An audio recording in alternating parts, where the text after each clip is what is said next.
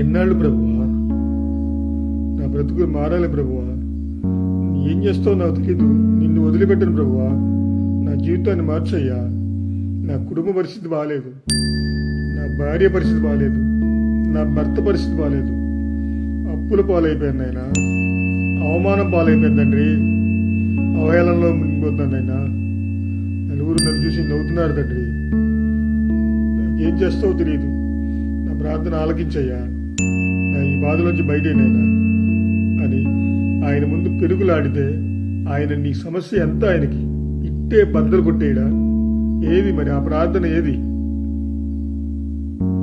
ఉదయం 2 ముక్కలు, రాత్రి పడుకోపోయేటప్పుడు 2 ముక్కలు, ఇంతే నా ప్రార్థన. పెనుగులాడాలి ఆయనతో, ప్రార్థనలో పెనుగులాడాలి. ఆయన దిగి వచ్చే వరకు మన ప్రార్థన ఆపకూడదు.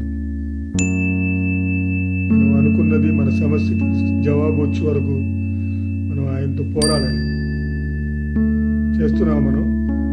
నా ప్రియ సహోదరి సహోదరుడా, ఈరోజు గుర్తెరగండి. ఆయనతో మనం మనకున్న సమస్యకి, మనకున్న బాధలు, అప్పులు, నిందలు, అవహేళనలు, వాటిన్నిటికీ జవాబు వచ్చే వరకు మనం పట్టుదలతో, పెరుగులాటతో పోరాడి మనం సాధించుకోవాలి. ఆయనకి అసాధ్యమైనది ఏదీ లేదు. మనం ఏ సమస్యలో ఉన్నా, ఏ బాధలు, ఏ ఇబ్బందుల్లో ఉన్నా ఆయన ఇట్టే తీర్చేయగలరు. కొండలాంటి భారాన్ని మనకి ఆహ్వానించేది ఆయనే. దాన్ని దూదిపించేలాగా చివరికి తీసేసేది ఆయనే. Praise the Lord. మనం ప్రార్థిస్తే మనకు అసాధ్యమైనది ఏదీ లేదు. మనం పొందుకోనిదంటూ ఏమీ లేదు.